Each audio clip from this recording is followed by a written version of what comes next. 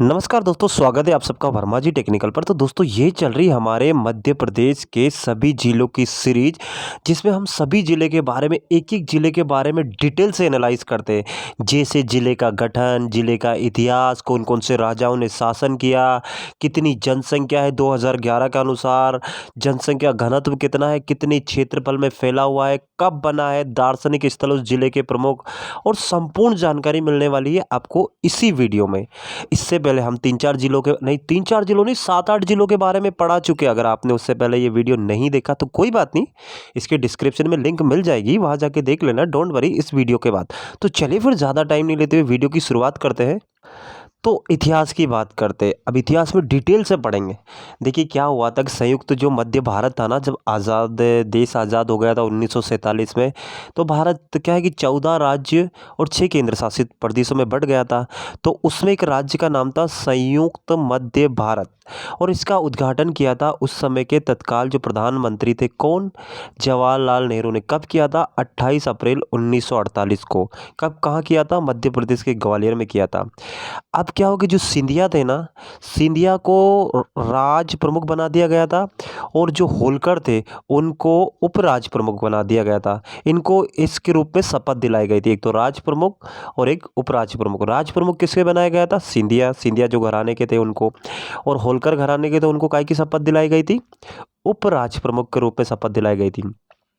और उसी समय ये जो संयुक्त मध्य भारत को है ना 6 जिलों में विभाजित किया गया था। 6 जिलों में विभाजित करने का निर्णय लिया गया था। उसी समय कब की बात करें? 28 अप्रैल 1948 को। और ये सब डेटें ना परीक्षा में पूछी जाती है। तो इसको कितने 6 जिलों में विभाजित करने का निर्णय लिया गया था। और उन 6 जिलों में से एक था कौन? भिंड।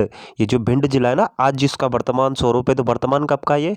नवंबर 1956 में नए मध्य प्रदेश के गठन पर राज्यों के जो पुनर्गठन हुआ था 1956 में, तो पुनर्गठन के परिणाम स्वरूप भिंड जिला नए मध्य प्रदेश का एक हिस्सा बन गया। कुल मिला के अगर इसकी स्थापना हुई तो 1 नवंबर 1956 को ही भिंड जिला बना, जब राज्य पुनर्गठन आयोग आया। और जब मध्य प्रदेश का पुनर्गठन हुआ तो उसी समय, पहले किसका हिस्सा था? पहले संयुक्त मध्य भारत का हिस्सा था ये।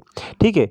अब चलते हैं इसके कुछ पुराने भिंड के बारे में बात करते हैं। जब इसका क्षेत्रफल, जब तब ये तो आज़ादी के बाद का जब पूरा नया बन गया वो हमने पढ़ लिया, जो परीक्षा में पूछा जाता है। लेकिन इतिहास भी परीक्षा में प्रश्न पूछा जाता है, बहुत इतिहास खोद खोद के पूछता है आजकल तो चलिए उसके बारे में पढ़ लेते हैं। देखिए मेरे साथ पढ़ते जाना, नहीं तो कन्फ्यूज़न हो जाएगा। देखिए थोड़ा सा रिपीट भी करना पड़ेगा। अब पौराणिक भिंड के बारे में बात करते हैं।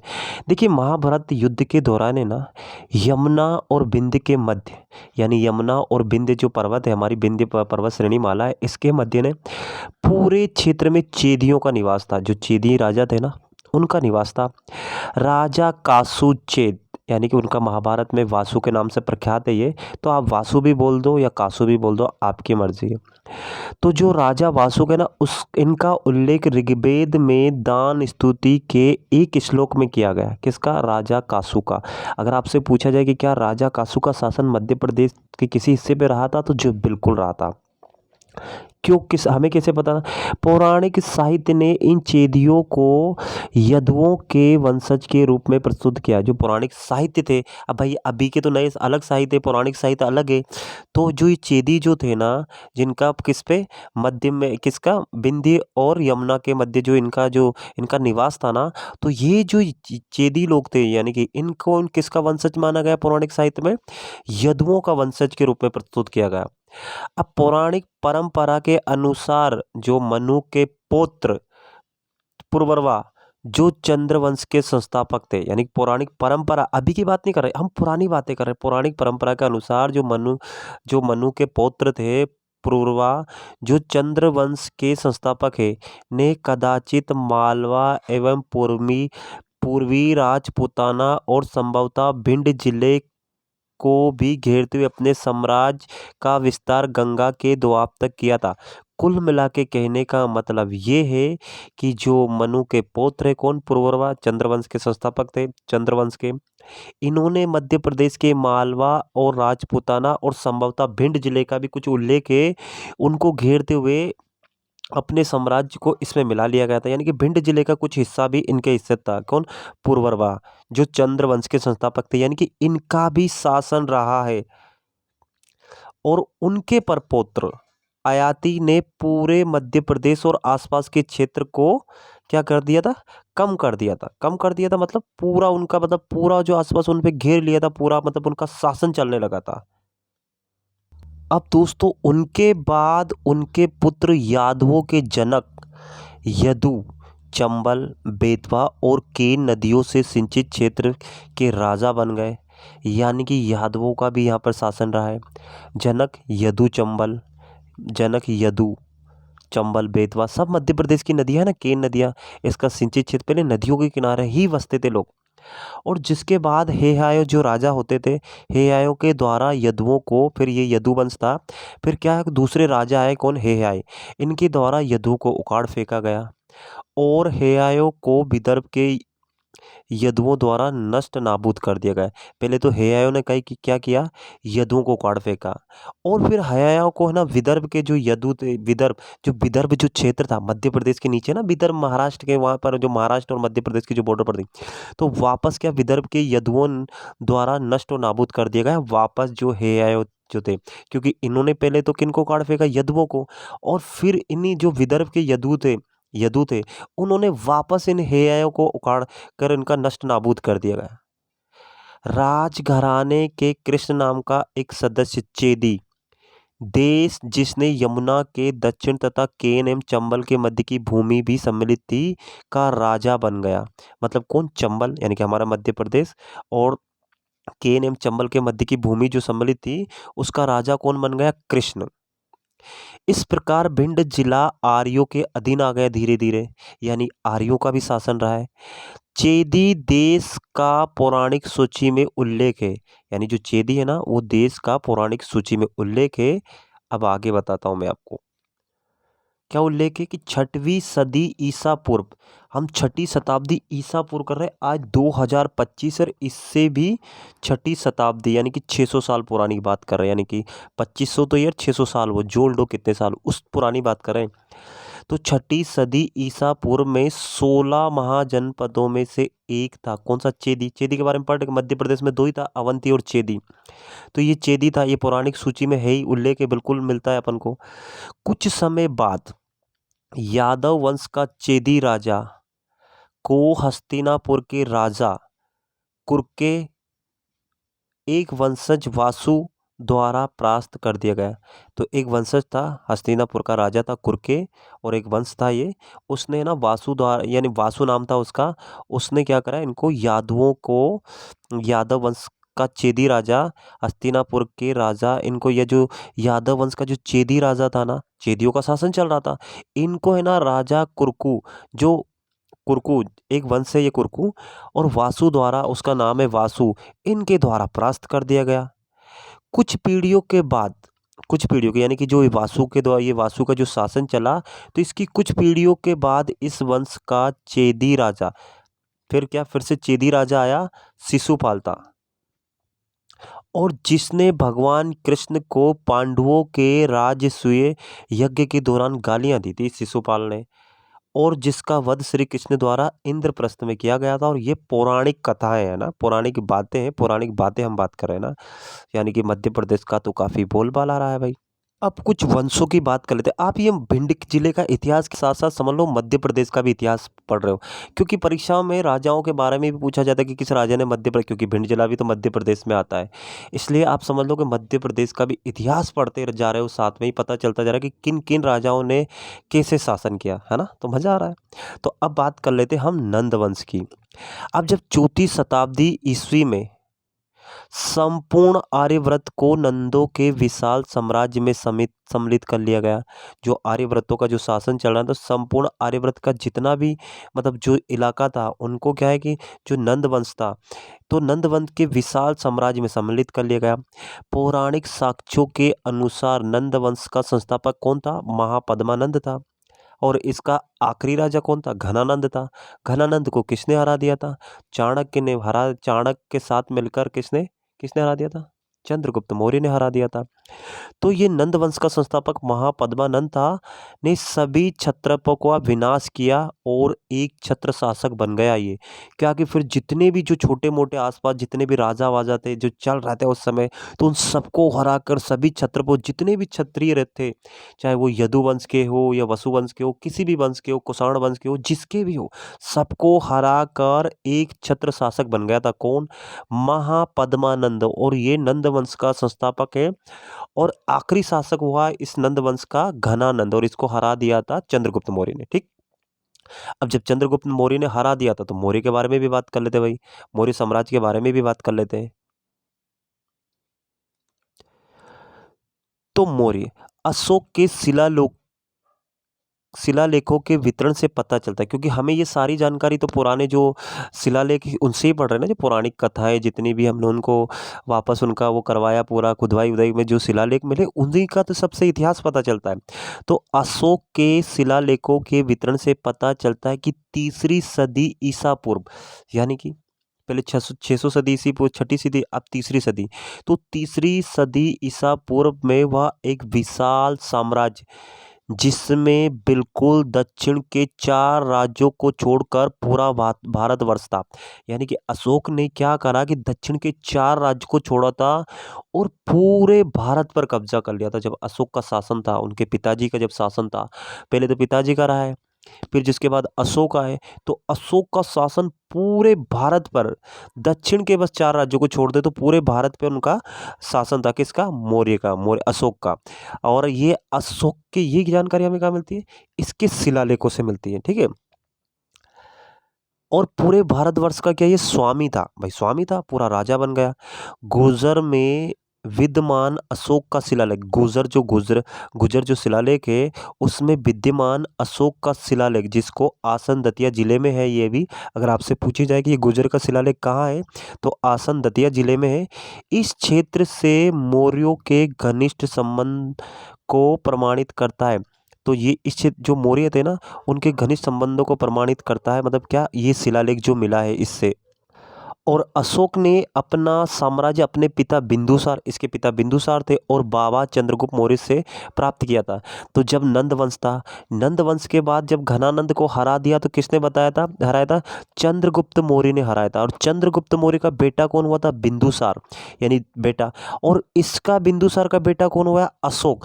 तो ये चंद्रगुप्त मौर्य इसके क्या लगे? बाबा लगे ना भाई।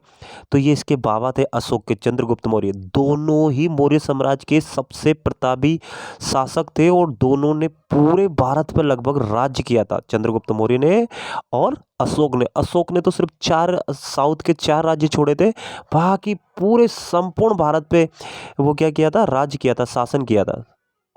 तो दोस्तों अशोक का जब वो मौर्य शासनकाल चलता रहा तो ऐसा तो नहीं कि जीवन भर यही चलेगा। फिर इनसे भी प्रतापी राजा आए, फिर इनके जैसे राजा धीरे धीरे कमजोर पड़ते जा रहे, फिर दूसरा राजा आ जाता है। तो फिर आया शुंग वंश, यानी मौर्य वंश के बाद मध्य प्रदेश में या भारत में कौन सा वंश आया? शुंग वंश। तो मौर्य वंश का अंतिम शासक कौन था? बृहदद्र। कौन था? द्रद बृहदर्द की हत्या उसके ही मंत्री, किसने? पुष्यमित्र द्वारा 187 ईसा पूर्व कर दी गई थी। यानी कि जो अंतिम शासक था, अंतिम शासक का ही उसी का मंत्री था। कौन? पुष्यमित्र। और ये मौर्य साम्राज्य में क्या, मौर्य शासनकाल चल रहा था उसमें मंत्री था। तो इसने की कि अपने ही राजा यानी बृहद्रथ की हत्या कर दी थी। और क्या करा? और मौर्य शासन के मध्य भाग में, और फिर हत्या कर दी। तो फिर धीरे धीरे क्या 187 ईसा पूर्व में कर दी गई और मौर्य शासन के मध्य भाग में शुंग वंश की स्थापना हो गई। यानी कि इसके जो बृहदत्त जो राजा था उसकी हत्या कर दी उसके मंत्री ने, और मौर्य साम्राज्य का धीरे धीरे पतन हो गया। और कौन गद्दी पर बैठ गया? शुंग राजाओं की दूसरी राजधानी विदिशा भी थी दोस्तों, है ना। ये जो हम चल रही है तो चल ही रहे। तो फिर धीरे धीरे क्या है कि इनका ये शुंग वंश का शासन चलने लगा था, है ना। और पुष्यमित्र सिंह ने भी कुछ यहाँ जो अपना सांची विदिशा जो है ना, इनकी राजधानी थी विदिशा। तो जो सांची में जो बौद्ध जो सांची के स्तूप है, उनकी कुछ दीवार कुछ तोरण द्वार बनवाए थे। ये अपन किताबों में अपन पढ़ते हैं, पढ़ा ना। तो कुल मिला के शुंग वंश का शासन भी रहा है मध्य प्रदेश के। और किसके अकॉर्डिंग हम बात करें? भिंड जिला के अकॉर्डिंग हम बात करें तो इस बात का भी आपको आपको याद होना चाहिए। फिर भैया पुष्य जो शुंग शासन के बाद थोड़ा सा इतिहास मिलता है हमारा आरंभिक नागा के बारे में। आरंभिक नागा ये भी क्या राजा महाराजा थे, एक वंश था। तो प्रथम ईस्वी यानी कि जब हमारी सन की शुरुआत हुई तब की बात करें तो प्रथम ईस्वी वर्ष में ग्वालियर क्षेत्र आरंभिक नागाओं के शासन के अधीन था। यानी ग्वालियर भी तो हमारा मध्य प्रदेश का हिस्सा था ना। तो आरंभिक नागाओं यानी ये इनका क्या है, ये क्या है, वंश है। आरंभिक नागा, आरंभिक नागा क्या है, इनका वंश है। तो आरंभिक नागाओं के शासन के अधीन था। पद्मावती यानी ग्वालियर जिले का पुराना नाम क्या है, पद्मावती। ग्वालियर का ही नाम पद्मावती है। तो पद्मावती, मथुरा और कांतीपुर, कांतीपुर कहाँ आता है, अभी मुरैना जिले में आता है। तो कांतीपुर, इन नागा शासकों, इन जो ये नागा शासक थे ना, इनकी 3 शाखाओं के मुख्यालय थे। कौन कौन से, एक तो पद्मावती, एक मथुरा और तीसरा कौन सा हुआ, कांतीपुरी। ये कहाँ है, मुरैना जिला में। ये नागा जो शासक थे ना, इनकी इन 3 जगह इनके मुख्यालय थे। पद्मावती यानी ग्वालियर में, मथुरा जो अभी उत्तर प्रदेश में आता है, क्योंकि पहले थोड़ी नहीं हमारा ये सारा का सारा अलग अलग था। पहले तो पूरा भारत एक ही था ना, उनको थोड़ी नहीं पहले कोई सीमा बाउंड्री बनी हुई थी। तो ये मथुरा और ये कांतीपुरी जो अभी मुरैना जिले में आते हैं, ये 3 जगह इन नागा जो शासक थे ना, इनके मुख्यालय थे। बाद में क्या हुआ कि जब कुषाण आए तो कुषाणों ने इन नागाओं को अपने अधीन कर लिया। भाई धीरे धीरे इनकी शक्ति कमजोर होती गई। तो ये जो नागा थे, आरंभिक नागा जिनको बोलते हैं, इनको कुषाणों ने हरा दिया और इनके अंडर कर लिया, इनके अधीन कर लिया कि अब हम जैसे बोलेंगे शासन आपका ही रहेगा, लेकिन हमारी छत्र छाया में रहकर, हमारे अधीन रहकर आप राज्य कर सकते हो। तो आप कुषाण के बारे में तो पढ़ना पड़ेगा, तो चलो कुषाण के बारे में पढ़ लेते हैं। तो कुषाण में दोस्तों है ना, सबसे महान था कनिष्क। कुषाण में सबसे महान राजा अगर पूछा जाए तो कनिष्क। कनिष्क कुषाण सम्राटों में सबसे महान था। उसका साम्राज्य दोस्तों, अभी का जो बिहार है ना, मतलब पहले बिहार थोड़ी ना था, साम्राज्य बिहार में पूर्व से खुरासन पश्चिम तक, यानी बिहार में ये इलाके पड़ते हैं खुरासन से पश्चिम तक, उत्तर में खोटन से लेकर दक्षिण में कोंकण तक से लेकर मध्य प्रदेश, उत्तर पद और प्राचीन भारत के अपरांत तक क्षेत्रों तक फैला हुआ था। इतनी जगह उसका, मतलब जो कनिष्क था ये सबसे महान शासक था और इसका इतनी जगह इसका शासन फैला हुआ था। कहाँ का, बिहार के पूर्व से कुसारा कुरा कुरासन पश्चिम तक, उत्तर में खोटन से लेकर दक्षिण में कोंकण, कोंकण अभी का है तट, गोवा पश्चिमी जो कोंकण तट है उसकी बात करें, कोंकण तक, और उससे मध्य प्रदेश भी आ रहा है, उत्तर उत्तर पथ यानी कि उत्तर प्रदेश भी आ रहा है, और प्राचीन भारत के अपरांतक क्षेत्रों तक फैला हुआ था। इस प्रकार भिंड जिला कुषाण साम्राज्य में शामिल था। कुल मिला के कहने का मतलब ये है। तो अगर पूछा जाए कि क्या भिंड जिले में कुषाण शासकों का शासन रहा है, तो आंसर होगा यस। कौन से राजा का था, तो कनिष्क था। वासुदेव के शासन काल के बाद, यानी कि जब ये कनिक कुषाण वंश चल रहा था तो उसी का जो वासुदेव था, तो वासुदेव के शासन के बाद इस क्षेत्र में कुषाण सत्ता का पतन हो गया। भाई ऐसा तो नहीं कि इन्हीं की चलती रहेगी, धीरे धीरे इनके जो वो वंशज आते हैं, धीरे धीरे अगले उत्तराधिकारी आते हैं, वो जरूरी नहीं कि अपने बाप के जैसे निकले, थोड़े से कमज़ोर भी निकल जाते हैं। तो धीरे धीरे क्या, जब वासुदेव के शासन के बाद जो ये कुषाण का जो शासन चल रहा था, धीरे धीरे इनका पतन हो गया, मतलब ये नष्ट हो गए और उनका स्थान नागाओं द्वारा पुनः ले लिया गया। जो नागा किनके अधीन काम करने लगे थे, बताओ, इन कुषाण के अधीन काम करने लगे थे। अब फिर नागा जब धीरे धीरे उनको पता चला कि ये कुषाण राजा तो कमज़ोर हो गए, तो फिर उन्होंने पुनः फिर से वो करा और फिर से उन्होंने अपना फिर से उन्होंने उनका स्थान ले लिया। जो तृतीय चतुर्थी ईस्वी तक इस क्षेत्र में राजनीतिक रूप से प्रभावी रहे और जो तीसरी शताब्दी और जो चौथी शताब्दी चल रही थी उस तक प्रभावी रहे। और ये मध्य प्रदेश के हिस्से, कुछ बिहार के हिस्से, उत्तर प्रदेश के हिस्से इन पे रहे। तो नागाओं का फिर से शासन है, क्या नाम था, आरंभिक नागा, है ना, ये याद रखना। तो चलो इनके बारे में फिर से थोड़ा पढ़ लेते हैं। तो इनका पता है कि अपन को इनके 3 मुख्यालय थे। चलो पढ़ते हैं। नागा, तो आरंभिक नागाओं के समान बाद के जो नागा हुए ना, नागा शासक, उनके भी 3 आश्रम थे, यानी कि 3 मुख्यालय थे। वही मथुरा, कांतीपुरी और पद्मावती। मथुरा, कांतीपुरी कहाँ पड़ता है, कौन से जिले में पड़ता है, मुरैना जिले। पद्मावती यानी ग्वालियर, ग्वालियर के इलाके। और इन्होंने पद्मावती मथुरा एवं विदिशा, विदिशा भी आ गए। चलो विदिशा का भी कुछ, विदिशा के आसपास के क्षेत्रों पर शासन किया किन्होंने, नागा। ये बाद में, पहले तो ये कुषाण के अधीन हो गए थे, फिर कुषाण धीरे धीरे कमजोर, वासुदेव जो शासक था उसके बाद वो कमजोर हो गया, तो ये फिर से इन्होंने क्या है, फिर से अपनी पुनः अपना स्थान ले लिया। कॉपर से निर्मित विभिन्न प्रकार के 270 तावे के लगभग 270 सिक्के जो नागाओं से संबंधित थे, जो ये नागा जो शासक थे इनसे जो संबंधित थे, अकोड़ा जिला भिंड से एकत्रित किए गए। यानी कि इससे पता चलता है कि नागाओं का शासन भिंड जिले में भी रहा है। कुछ सिक्के गोहद में भी प्राप्त हुए। जो गोहद है ना भिंड में, जो गोहद जो इलाका है, बहुत नाम से पूछते हैं कि गोहद क्या है, तो भिंड जिले का एक क्षेत्र पे एक इलाका है। और कुछ सिक्के यहाँ से भी प्राप्त हुए। कितने? 270 सिक्के जो नागाओं से संबंधित थे। ये अकोड़ा जिला भिंड, यानी अकोड़ा एक इलाका है, एक क्षेत्रफल है, तो ये अकोड़ा पड़ता है कहाँ? जिला भिंड में। और यहाँ से 270 सिक्के मिले हैं, किनसे संबंधित? इन नागा, आरंभिक नागाओं से संबंधित। तो इससे पता चलता है कि नागाओं का भी शासन रहा है मध्य प्रदेश में। बहुत इंटरेस्टिंग है यार। वीडियो अच्छा लग रहा हो तो वीडियो को लाइक करें, ज़्यादा से ज़्यादा अपने दोस्तों में शेयर करें, क्योंकि ये जानकारियाँ किताबों में नहीं मिलने वाली आपको। आप किताबों में, ये ऑफिशियल वेबसाइट से पढ़ा रहा हूँ, अगर आप किताबें छानने जाएंगे तो आपको ये सब नहीं मिलने वाला है। हम देखिए भिंड जिले के साथ साथ मध्य प्रदेश का इतिहास भी जान रहे हैं कि किन किन राजाओं ने शासन किया, तो ये अपने आप में बहुत बड़ी बात है। इसी प्रकार हम हर एक जिले के बारे में डिटेल से बात करें। अगर एक बार वीडियो देख लेते हो ना, अच्छे से याद हो जाता ना, तो एमपीपीएससी का प्री क्या मेंस भी आप देने के लायक हो जाओगे, क्योंकि पूछा तो यहीं से जाता है ना यार। तो चलो अब अगले शासक के बारे में बात करते हैं। तो नागाओं का शासन 4वीं शताब्दी तक रहा। फिर क्या हुआ कि गुप्त वंश आ गया। 4वीं शताब्दी के मध्य में नागा साम्राज्य गुप्त संप्रभुता के अधीन हो गया। जैसे कुषाण के अधीन हो गया था ना, उसी प्रकार अब फिर इनका हाल क्या हो गया कि अब गुप्तों का जो गुप्त शासन चला था, श्री गुप्त ने जिसकी स्थापना करी थी गुप्त साम्राज्य की, तो ये गुप्त साम्राज्य के जो राजा थे ना, फिर से इनकी संप्रभुता मान ली और इनके अधीन हो गए और राज करने लगे। यानी कि कुल मिलाकर फिर से ये गुप्त साम्राज्यों के अधीन हो गए। और इनसे पहले के जो नागा थे, आरंभिक नागा, वो कुषाण के अधीन हो गए थे। तो चलो अब गुप्त के बारे में बात कर लेते हैं। तो देखिए हुण, हुण क्या है? इनका राजवंश है। तो भानुगुप्त कब की बात करें? 495 ईस्वी से लेकर 510 ईस्वी के बीच इनका शासन रहा है भानुगुप्त का। तो भानुगुप्त के शासनकाल के दौरान अथवा उसके सिंहासनारूढ़ होने से कुछ पूर्व हूण सेनापति तोरमान के आक्रमण ने गुप्त साम्राज्य को तेजी से समाप्त कर दिया।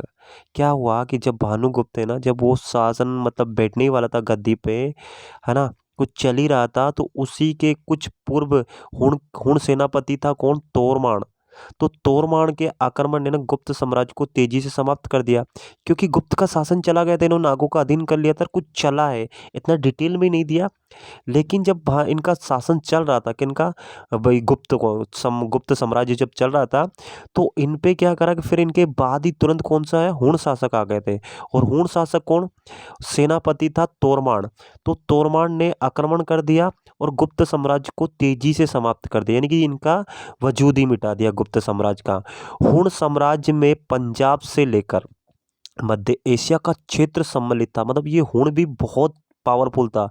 ये हुण जो साम्राज्य थे ना, ये जो हुण राजा थे, ये भी बहुत पावरफुल थे। इनका शासन देखो, पंजाब से लेकर मध्य एशिया का क्षेत्र सम्मिलित था। यहाँ तक कि मगध, कौशाम्बी, काशी तक हुणों के अधीन हो गए थे भैया। ये हुण शासक कोई आप ऐसे ही मत समझो जैसे आप पढ़ते हो ना चंद्रगुप्त मौर्य, और ऐसे ही जैसे ये भी प्रतापी राजा हुए इनके। देखो जब मगध उनके अंदर अंडर हो गया, कौशाम्बी, ये जो 3 जनपद मगध, कौशाम्बी, काशी, ये क्या थे उस समय? जो 16 प्रकार की जो जनपद थी ना, उन 16 जनपदों में इनका नाम था। अच्छे खासे नामी ग्रामी थे। तो ये तक इनके अधीन हो गए थे, हुणों के अधीन हो गए थे। अब बताओ, बहुत बड़ी बात है। चलो अब अगले शासक के बारे में पढ़ लेते हैं। तो अगला हमारा राजवंश कौन सा है? वर्धन राजवंश। और इसके साथ ये मत भूल जाना, हम भिंड जिले के बारे में पढ़ रहे हैं, लेकिन आगे जैसे जैसे नाम आएगा मैं उल्लेख कर दूंगा। ये सारा का सारा भिंड जिले के आसपास से ही सब कुछ हुआ है, इसलिए ये सारी डिटेल में बात कर रहे हैं, ताकि मध्य प्रदेश का इतिहास भी आपको याद हो जाए और भिंड जिले के बारे में तो हम पढ़ ही रहे हैं। तो फिर जब सदी कौन सी आ गई? 7वीं शताब्दी की शुरुआत में क्या करा? ये विज्ञापन एक राजा का नाम है। तो ये विज्ञापन हर्षवर्धन थानेश्वर, और ये हर्षवर्धन थानेश्वर दूसरे राजा है।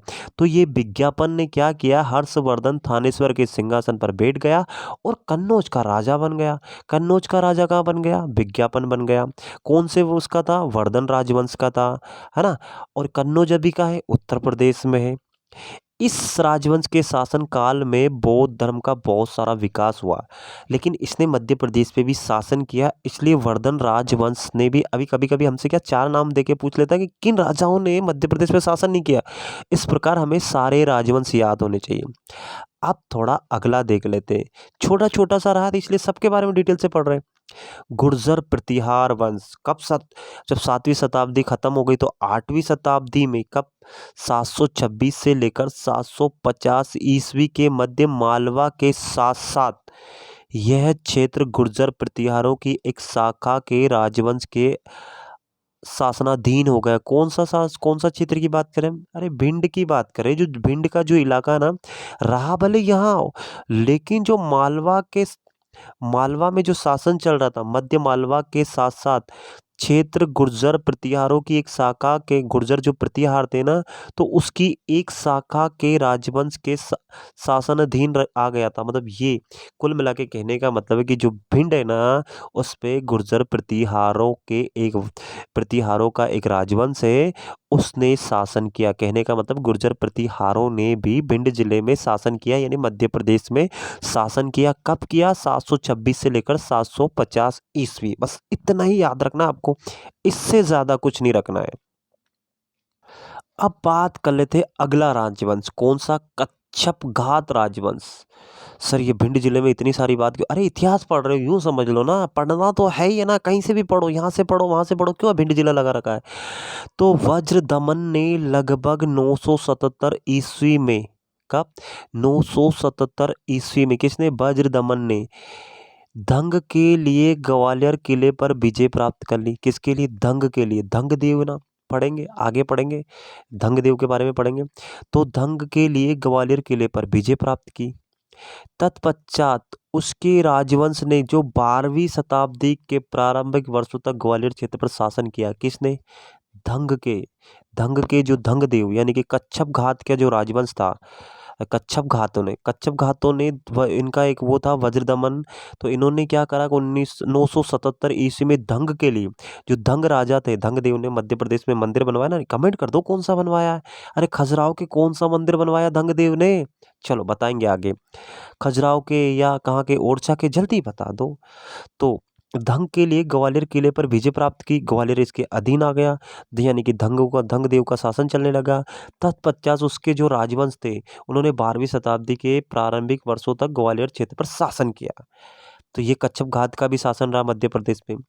अब बात करते हैं सल्तनत काल, जो सल्तनत काल चला था उसके बारे में। तो ये क्षेत्र यानी कौन सा? भिंड की बात करें, यह क्षेत्र दिल्ली के सुल्तानों के अधीन आ गया, भिंड क्षेत्र। और वर्ष 1195-96 में जब मोहम्मद गोरी ने सुलक्षण पाल पर हमला किया, कब किस पर किया? सुलक्षण पाल, ये कहाँ थे? मध्य प्रदेश की। सुलक्षण पाल पर हमला किया, तो ग्वालियर के प्रतिहार अधिपति ने गोरी की संप्रभुता स्वीकार कर ली कि भैया हमला तो किस पे किया था? सुलक्षण पाल पे।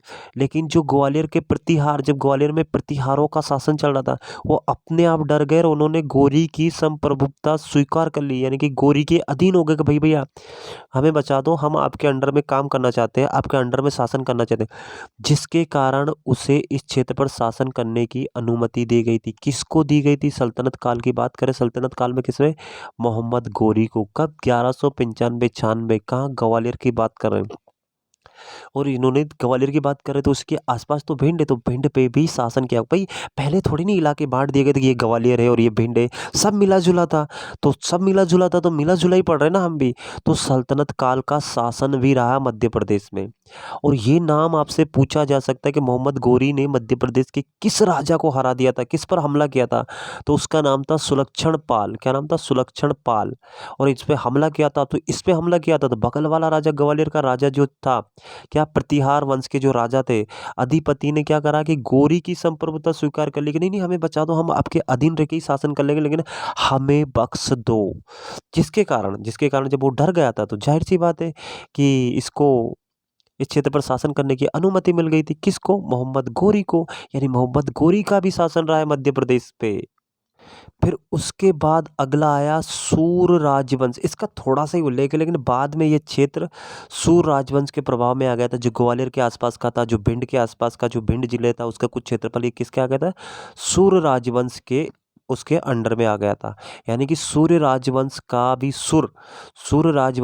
भी यहाँ पर शासन रहा है। कहाँ? मध्य प्रदेश में। फिर आ गए थे मुगल। अब मुगल के बारे में पढ़ लेते, तो थोड़ा सा ऊपर कर लेता हूँ मैं। तो मुगल के बारे में पढ़ते हैं।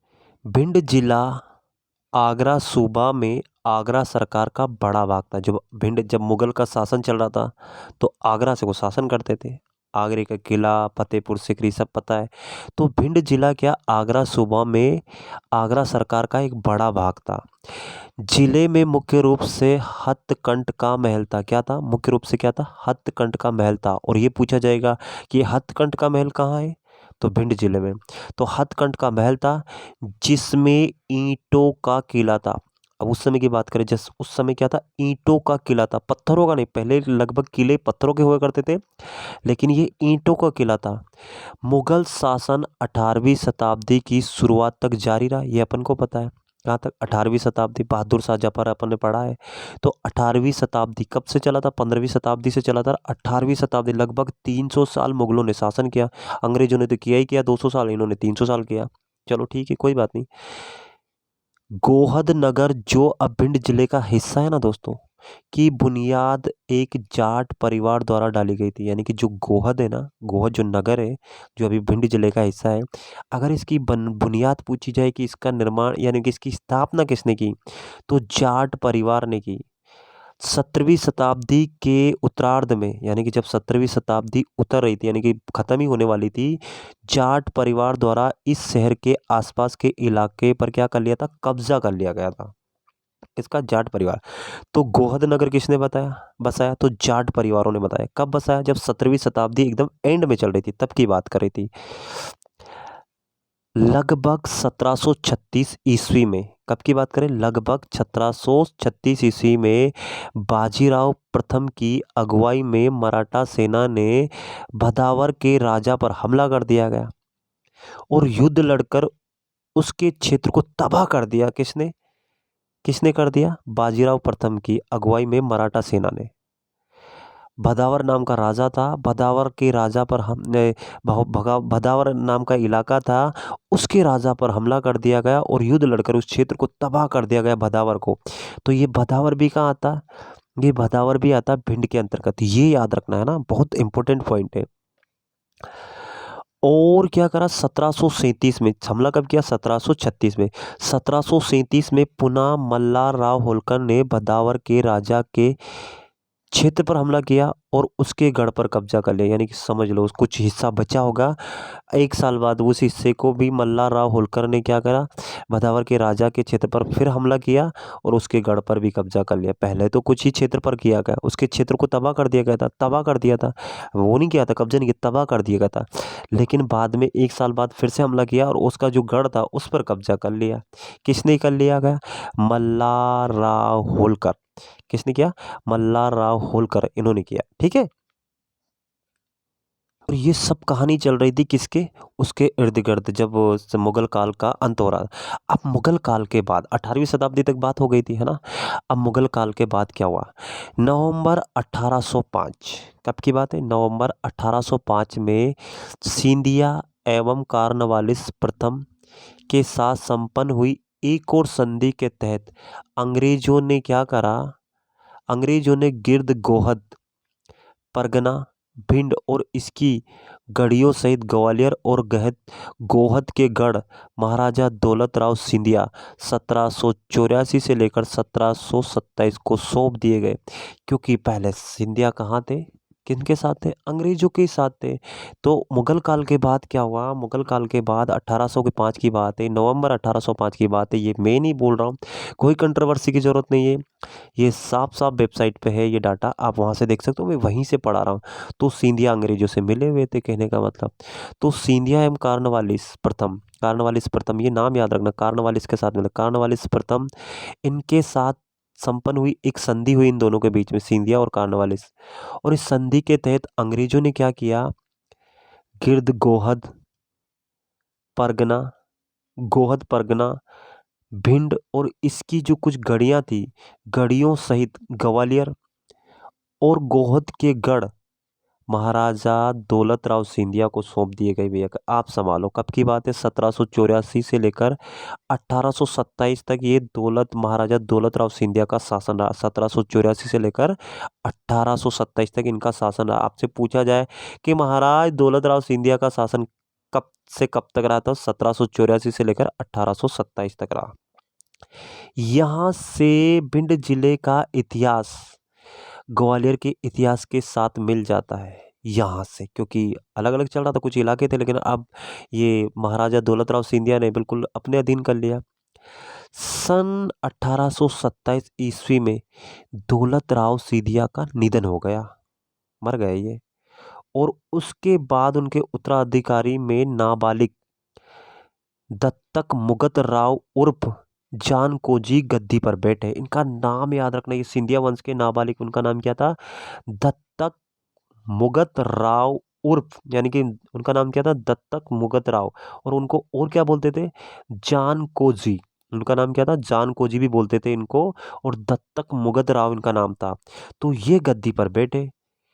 इनके बाद जियाजी राव ने शासन किया, जियाजी राव सिंधिया, इन्होंने शासन किया।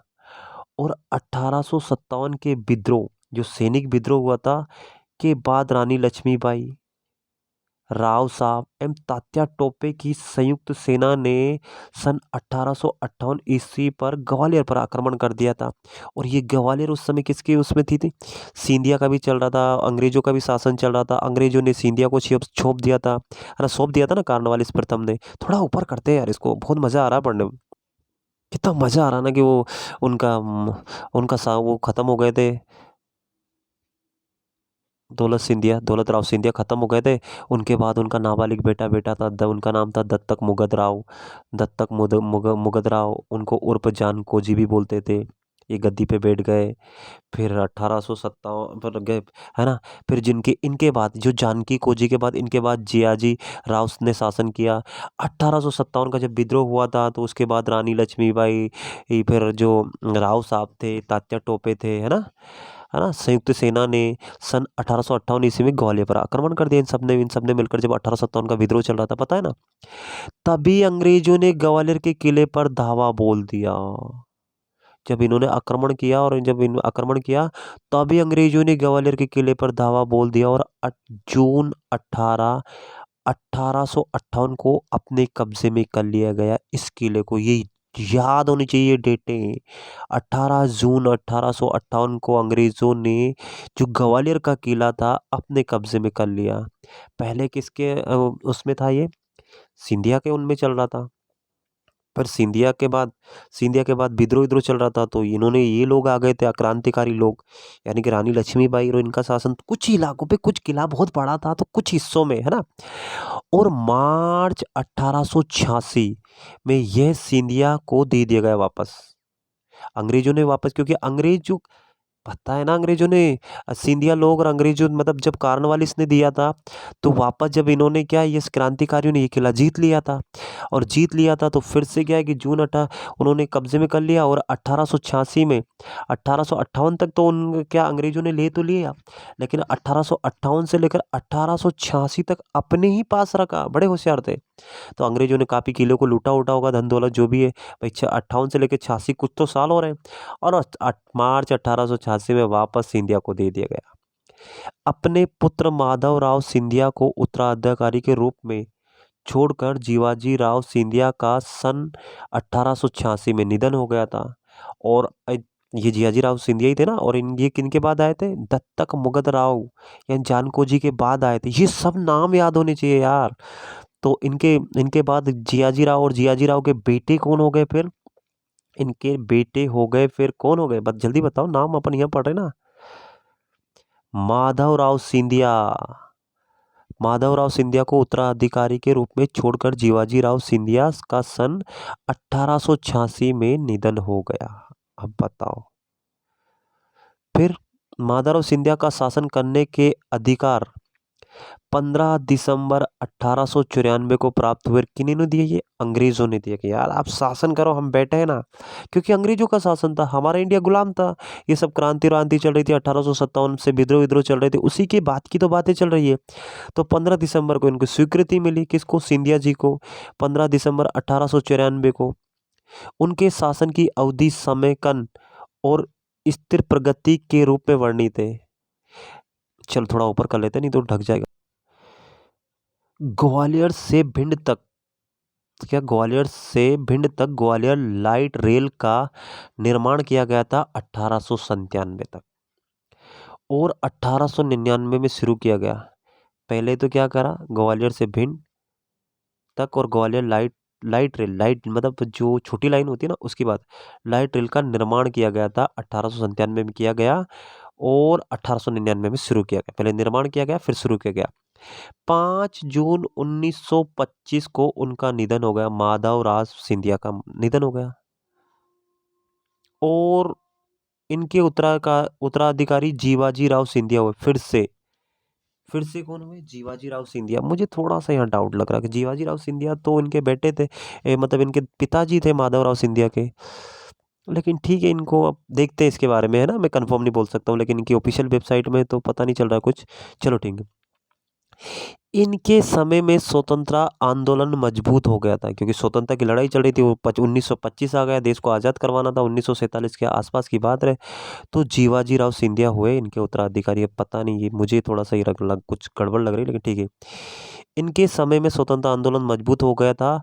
28 अप्रैल 1948 को जवाहरलाल नेहरू द्वारा ग्वालियर में संयुक्त राज्य मध्य भारत, जो शुरुआत में अपन पढ़ रहे थे कितना, वही डेट वापस आ गए। हम पुराने को उसमें चले गए और वापस जहाँ से हमने शुरुआत करी थी वहीं आ गए। 28 अप्रैल 1948 को जवाहरलाल नेहरू द्वारा ग्वालियर में संयुक्त राज्य मध्य भारत को औपचारिक उद्घाटन किया गया था।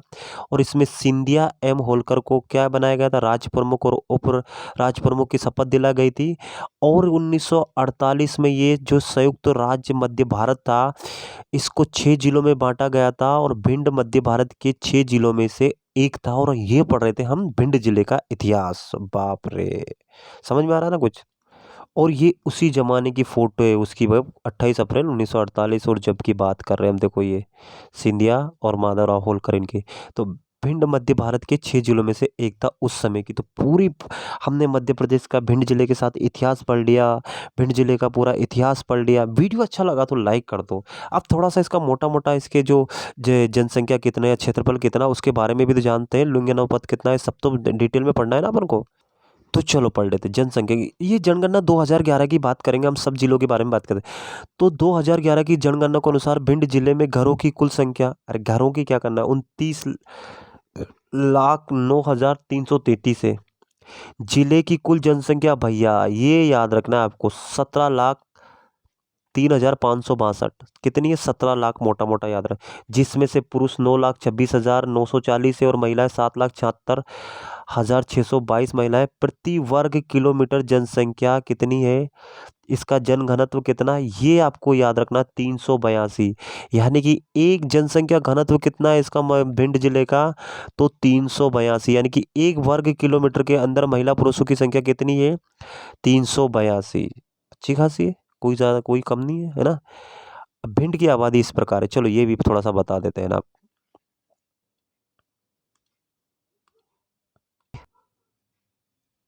हाँ तो देखिए, कुल व्यक्ति कितने हैं ये देखो, कुल जनसंख्या घनत्व 382 है।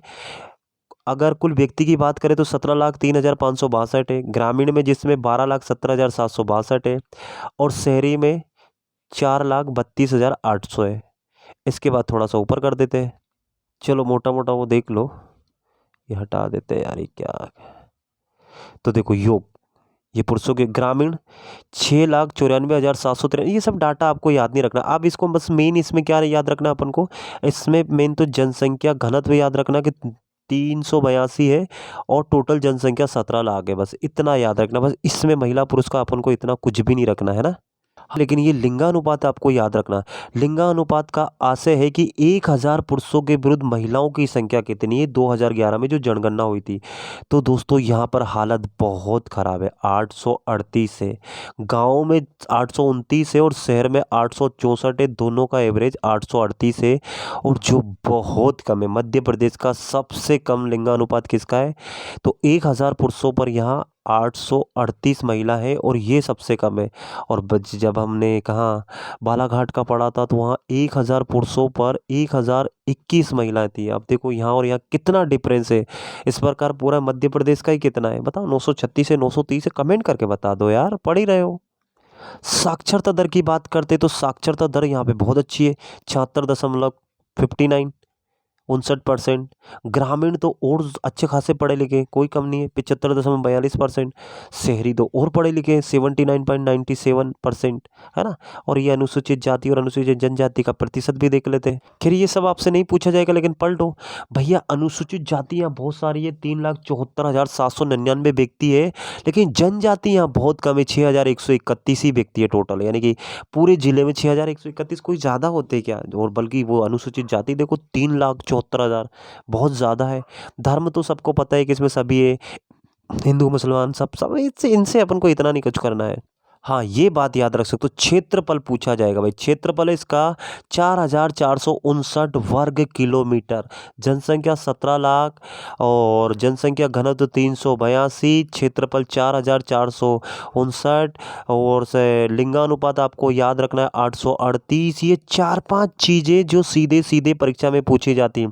तहसीलों की संख्या 9, जनपद पंचायतों की संख्या 6, ग्राम पंचायतों के 447, बिल्कुल लेटेस्ट डेटा है, बिल्कुल डरने की जरूरत नहीं आपको। नगर परिषदों की संख्या 2 है, नगर पंचायतों की संख्या 9 है। ये सब परीक्षा में पूछा जाता है आपसे। बाकी अपन ने पर्यटन के बारे में बात कर ले तो यहाँ अटेर का किला है, डिटेल में नहीं बताएंगे, डिटेल में पर्यटन स्थल अलग है। अटेर के किले में भी खूनी दरवाजा, बदन सिंह का महल, हथियापुर राजा का बंगला, रानी का बंगला, ये सब कुछ है, 12 खंबा महल, सब किले के मुकर्षण केंद्र सब पढ़ेंगे। लेकिन जब मध्य प्रदेश का पर्यटन स्थल की एक अलग सीरीज चल रही उसमें, लेकिन अटेर का किला कहाँ है, भिंड जिले में है, ये सब याद रख लो आप। किला देख लो तो एक बार देख सकते हो, दर्शन कर लो, अटेर का किला, जिला भिंड। तो इन सब के बारे में जब अपन बनाएंगे ना, मतलब जो मध्य प्रदेश का पर्यटन, इसके जस्ट बाद वीडियो आने वाला है, उसमें पढ़ लेना क्योंकि ये वीडियो बहुत बड़ा बन गया है ना। इसके बाद कुछ पर्यटन स्थल है, वन खंडेश्वर मंदिर है, बारासो के जैन मंदिर है, जमदारा में माता रेणुका का मंदिर है। इन सब के बारे में डिटेल से पढ़ाने वाला हूँ, लेकिन मोटा मोटा याद रख लो। जिसके बाद नारद देव मंदिर है, गोहात का किला तो अपन जब से पढ़ ही रहे थे, गोहात के किला किसने बनवाया था सब पढ़ेंगे यार।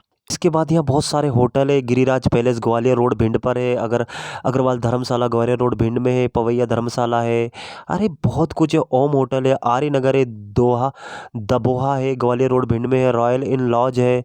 इन सब के बारे में मैं आपसे अलग से बनवा दूंगा। तो ये था हमारा प्यारा सा छोटा सा वीडियो अच्छा लगा ना तो वीडियो को लाइक करें, कितनी मेहनत लगती है आपको भी पता है, और ज़्यादा से ज़्यादा दोस्तों में शेयर करें, और इसी प्रकार की वीडियो पाने के लिए चैनल को ज़रूर सब्सक्राइब करें। मैं मध्य प्रदेश के 55 जिले पढ़ाने वाला हूँ, इसी तरह आपको मज़े आ जाएंगे। एक बार सीरीज देख लोगे ना, आपको किसी किताब उठाने की ज़रूरत ही नहीं पड़ेगी, बस चलते फिरते सुनते जाना, सब मज़ा आ जाएगा। तो चलिए फिर इसी के साथ मैं विदा लेता हूँ। जय हिंद, जय भारत, आप सबका दिन मंगलमय हो।